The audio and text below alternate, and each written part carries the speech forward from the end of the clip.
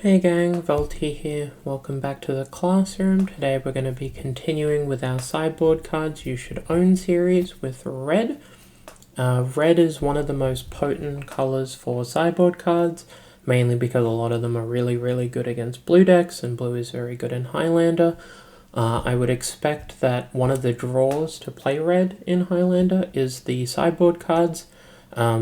There are obvious weaknesses, like you can't deal with enchantments very easily. However, the fact that red gives you some interaction on the stack and lots of ways to interact with creatures of varying sizes is pretty impactful. For the most part, a lot of these cards will be quite obvious.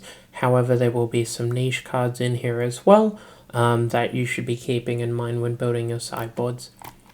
So to start things off, we have Active Volcano, Pyroblast, and Red Elemental Blast.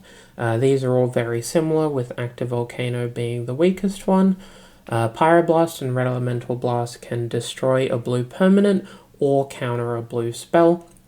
These are your go-to, and at the moment, Pyroblast and Red Elemental Blast are the most played sideboard cards in Highlander, and it has been the case for quite a while now, so you should really expect to see them.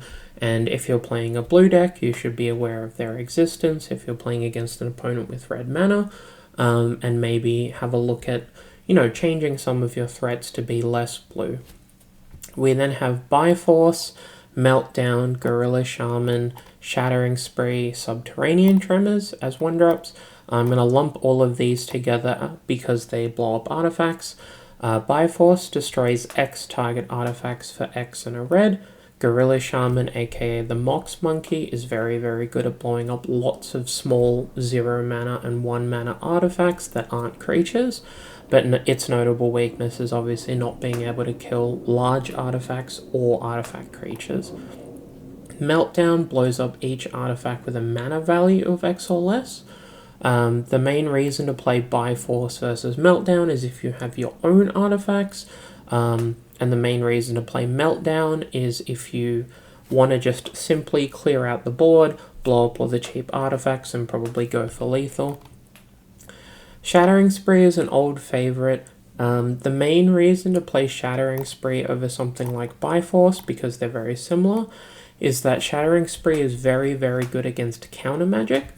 And it also helps blow up things like Chalice of the Void, which would be able to counter a Shattering Spree on 1.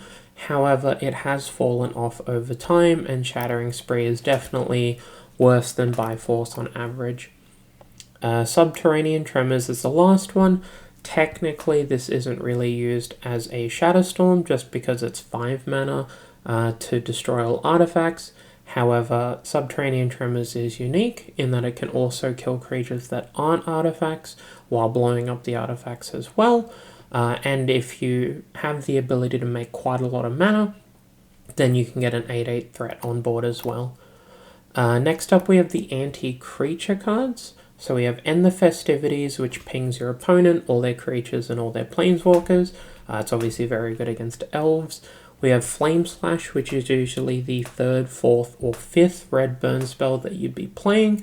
If you're already playing Lightning Bolt and Galvanic Discharge and Unholy Heat, you might want to put a Flame Slash in your sideboard, depending on what colors you have access to and what removal spells you have access to. Grim Lavamancer is a classic. It's very good at killing small creatures over the course of a longer game. If you expect your opponent not to have much interaction for creatures, and you don't plan on using your graveyard very heavily, Grim Lavamancer is really tough to beat. It's very good at killing lots of small creatures over time. It helps you against things like Mother of Runes, because you can shock it at end of turn and then untap and shock it again. And notably as well, it goes upstairs. So you can theoretically close out a game with Grim Lavamancer, if that's something you're in the market for.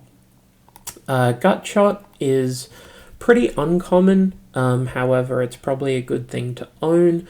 Technically, Gutshot can be played in non-red decks, and it probably does appear in a pretty even spread across the colors.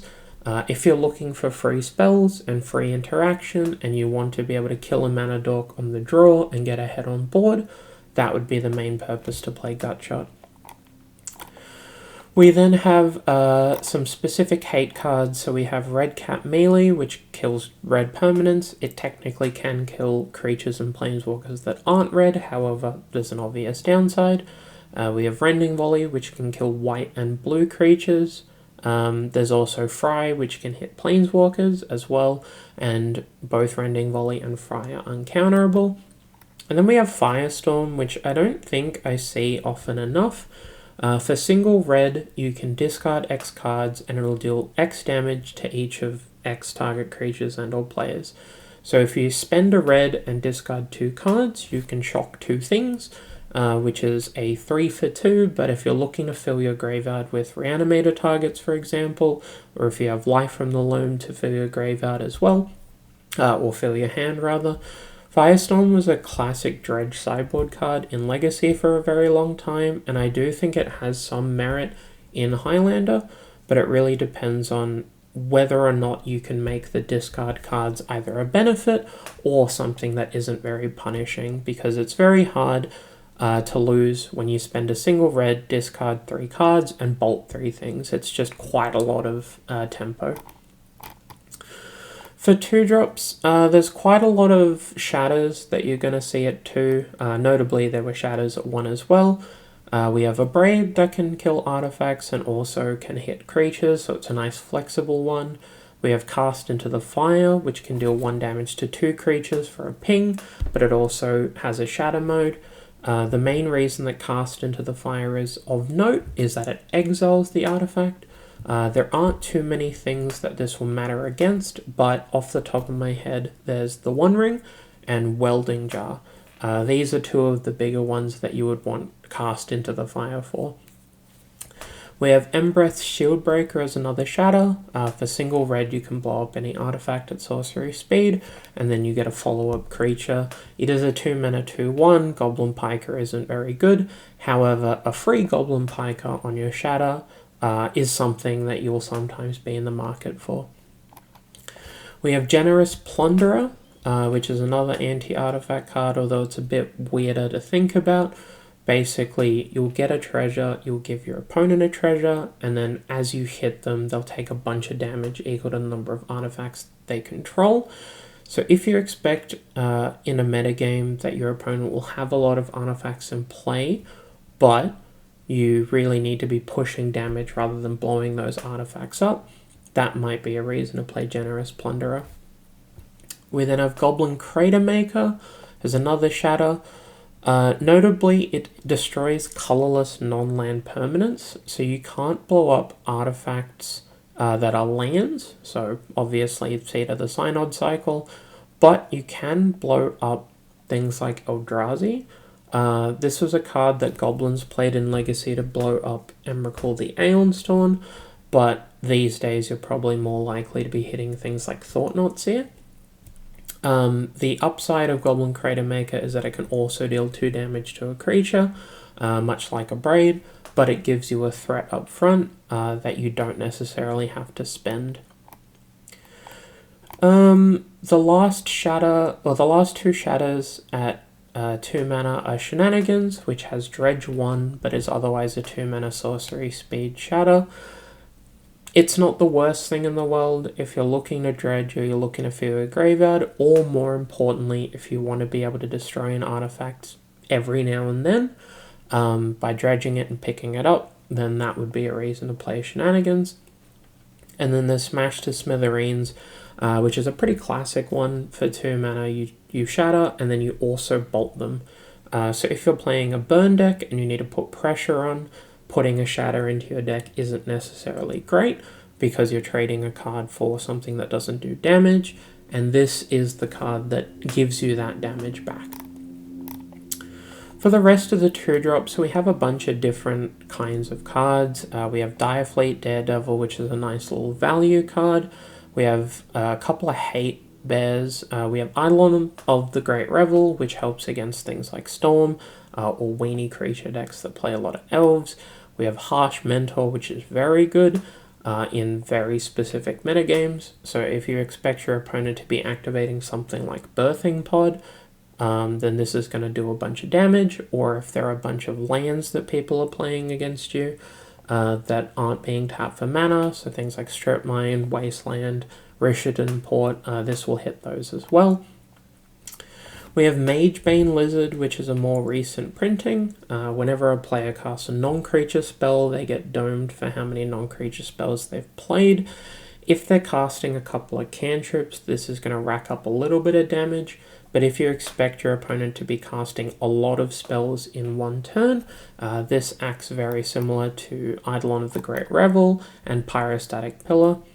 Pyrostatic Pillar is basically Eidolon of the Great Revel, but it's harder to kill because it's an enchantment. In exchange, you can't attack for 2. So which one of those you play, or whether you play both, really depends. We have Pyroclasm, which is a pretty classic cheap Wrath for red. You're probably not playing this in aggressive red decks in your sideboard. However, if you're playing something like Grixis or Jeskai, and you want a cheaper Wrath than your 4-drops, then Pyroclasm might be the pick. We have Price of Progress. I think this card doesn't show up in sideboards often enough. There are plenty of decks that want to play Price of Progress out of the board against a deck that has a greedier mana base. Just because you have non-basics in your deck and you don't want to play Price of Progress in your main board doesn't mean you shouldn't be putting it in your sideboard as an out to sticky board states and blowing your opponent up out of nowhere. I really do think it should be showing up in more sideboards, but at the same time I understand why people aren't playing it. We then have a couple of burn spells that hit creatures as well. We have Whip Flare, which is like a Pyroclasm, but obviously if you're playing artifact creatures, that would be the reason to play Whip Flare. We have Searing Blaze and Searing Blood, which both deal damage to a creature and face. Whether or not you play these is dependent on whether or not you expect to need to kill certain creatures, while also making sure that you're putting on that pressure in your burn deck. And then we have Skullcrack, which is a small version of Sulfuric Vortex, which we will get to, but importantly, it's a 2-mana, 3-damage burn spell to face that can blank a life gain spell. The last 2-drop is Young Pyromancer. This isn't going to be appearing in a lot of your red aggro decks. However, if you're looking for an extra threat in your sideboard, and you're playing a lot of cantrips, for example, and you expect your opponent not to be able to interact with your creatures because you're creature light in the main deck, that would be why you'd play Young Pyromancer. For 3-drops, we have a couple of different kinds of cards. There's some value cards, there's some burn spells, there's some hate cards. For the first category, we'll go with Pyroclasms, but bigger. We have Anger of the Gods, which can deal 3 damage to everything but exile anything that dies. So if you expect your opponent to be playing Persist creatures, or if you need to keep their graveyard relatively clear because of something like Flage, then Anger's pretty good. We have Brotherhood's End, which also does 3 damage to each creature, but it hits each planeswalker as well. The alternate mode is that it destroys all artifacts with a mana value 3 or less. This card is very, very popular right now. It's appeared in the top 10 sideboard cards for multiple tournaments now, and that's just because it has 2 really flexible modes. The main reason to play something like Anger of the Gods over Brotherhood's End is if you expect that exile clause to matter, or if you're playing your own planeswalkers, and if you have a relatively good matchup against artifact decks. We then have Delayed Blast Fireball. This is a very different burn spell for creatures than the other 2, because if you pay 3 mana, you're only dealing 2 damage to them. However, if you can foretell it and cast it for 6, you're doing 5 damage instead, and notably, it goes upstairs as well. So if you're casting this for its foretell cost of 6, you're wiping your opponent's board, you're doming them for 5, you're clearing their blockers, and they're probably just going to be dead. So if you can pull that off because you have Mana Dorks or Ancient Tomb, and you really expect to get into sticky creature-focused board states, that would be the reason to play Fireball. We then have some hate pieces. So we have Blood Moon and Magus of the Moon. These are pretty classic sideboard cards. Whether or not you play them in the main deck or the sideboard, Really depends on the structure of your deck. But if you can support casting these and you can support making sure that you don't screw yourself up with your mana, these are really potent sideboard red cards, and they're something that you should have in your arsenal ready to go. We have Maddening Hex, which is kind of like Eidolon of the Great Rhetoric, or the, Eidolon of the Great Rebel, or the other anti-storm cards. But this card is a bit more flexible in that if you play it and they're not casting lots of spells, you're still going to be doing quite a lot of damage for their cantrips as well. We then have Sulfuric Vortex, which is a very classic sideboard card for red. If you expect your opponent to gain life, or if you expect your opponent to kill all of your creatures, this is a classic burn card to really close the game out, make sure that they don't have any outs, and get some chip damage in. Rampaging Ferocidon is similar to Vortex. It has the players can't gain life text, but in exchange for being a little bit softer to removal because it's a creature, you get a 3/3 menace, which is a real threat, and you can also deal damage to them whenever they play creatures. Notably, it also pings you when you play creatures, so if you're in a spot where you're trying to race, you can reduce your opponent's clock by playing creatures, so it's something to keep in mind. But it's a very good sideboard card, and it should be played a lot more than it is. We have some threats in the 3-drop category as well. We have Bone Crusher Giant. Most of the decks that want to play Bone Crusher will play it in the main, because it gives you a creature that also can deal damage to a small creature and give you a bit of value.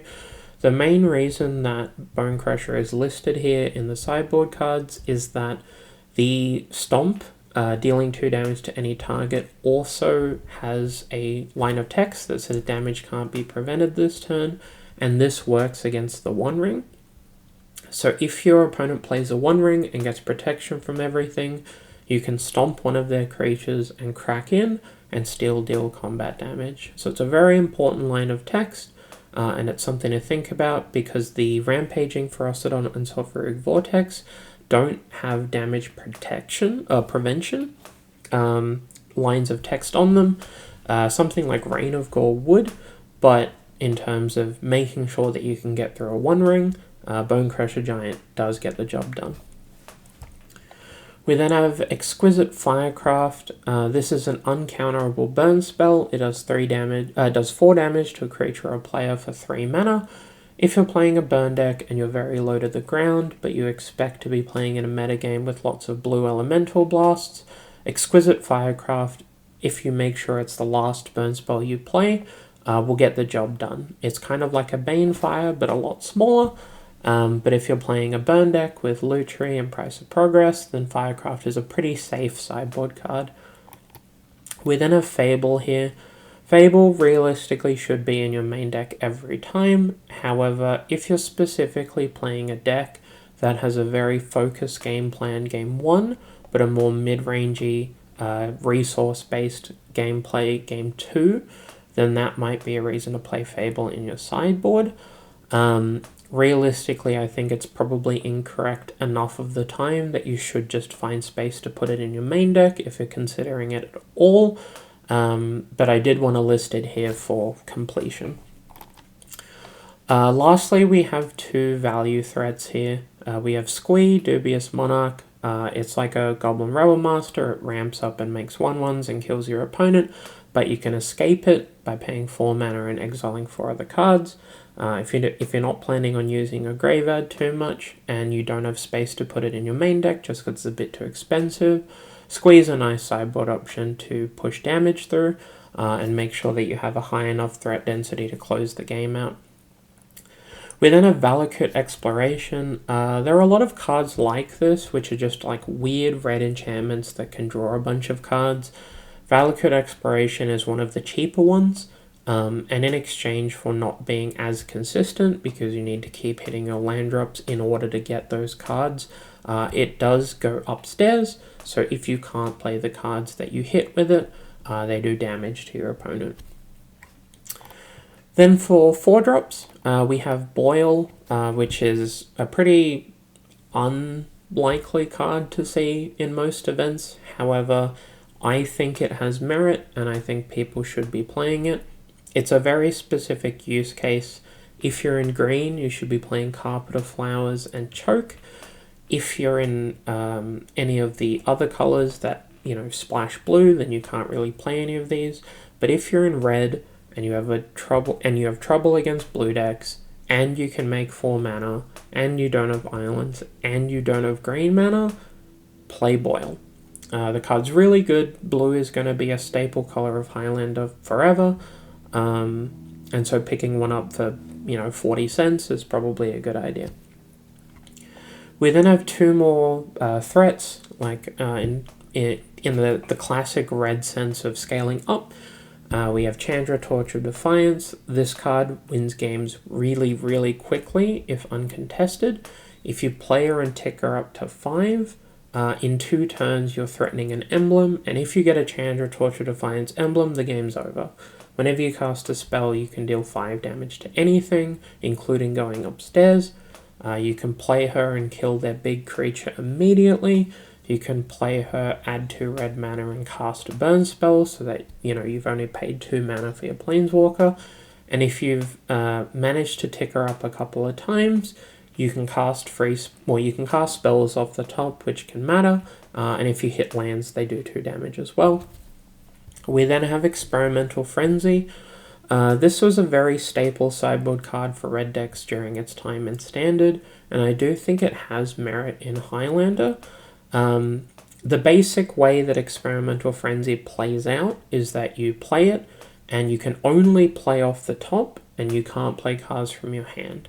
However, if you have spent the 4 mana for Experimental Frenzy, then when you untap, you can usually cast 2 or 3 spells per turn and hit your land draw. So as long as your deck has a very low curve and all of your burn spells go face, so that you can still cast them off the top if your opponent hasn't got a creature in play, you can be drawing upwards of 3 to 4 cards per turn. I've definitely seen people draw 5 to 6 cards per turn by playing Experimental Frenzy. If you have any fetch lands in play, you can shuffle the top if you get stuck and hit another land. You can play burn spells off the top. If you run out of mana, you can play burn spells in your upkeep off the top to make sure you're still getting value. It's a really sweet card. I'm kind of sad that it hasn't been showing up, but I do think it's a really potent threat that might be good enough for your Standard arsenal. We then have Fury. I'm going to clump some of the last ones together. We have Fury and Pyrokinesis. These sideboard cards are very, very good at dealing with lots of small creatures or a couple of medium-sized creatures. If you can kill 2 X2s, it's good. If you can kill an X2 and 2 X1s, it's great. If you kill 4 X1s, the game's over. Fury has the upside of being a castable threat. As a 3/3 double striker, it also works with things like Ephemerate and Touch the Spirit Realm. Pyrokinesis has the upside of being an instant for things like Prowess, and also being able to be cast in your opponent's turn, obviously. We have Magmatic Sinkhole. This is like the big burn spell that Red has access to. If you can't support Delirium for Unholy Heat, but you're filling up your graveyard with things like all instants or fetch lands, Magmatic Sinkhole will blow up basically anything you need it to. It can hit things like Sheldred, for example, if your opponent's threatening to gain life. It can hit reasonably sized delve creatures like Gurmag and Tasigur. It can't hit Murktide Regent, but you have Rebs anyway. Whether or not you play it kind of depends on what deck you're playing, but having it in your sideboard box, especially when it's a couple of cents, is probably something that you should do. Lastly, we have a pet card of mine, Embercleave. My friend Kate actually came up with this originally. Embercleave exists as a card that can blow up your opponent from spots where they wouldn't expect it. So if you're going wide and you expect your opponent to be blocking with reasonably sized creatures, so things like Tarmogoyf, for example, Embercleave can push through lethal, or it can push a creature through and trade up, which is a really big deal. Unlike things like Team of Battle Rage or Berserk, Embercleave can realistically be re-equipped, and you can get the effect the following turn. So obviously when you originally cast it, it's probably for 2, 3, 4 mana. You get the Team of Battle Rage effect, you get to blow your opponent out in combat, and then if your creature that Embercleave is equipped to dies, you can equip it to a different one on the following turn, and you can keep applying that pressure. Obviously it dies to Blue Elemental Blasts and Shatters, for example, but it's if you've got one handy, putting it from your, modern sideboard box to your Highlander sideboard box is something that I would recommend.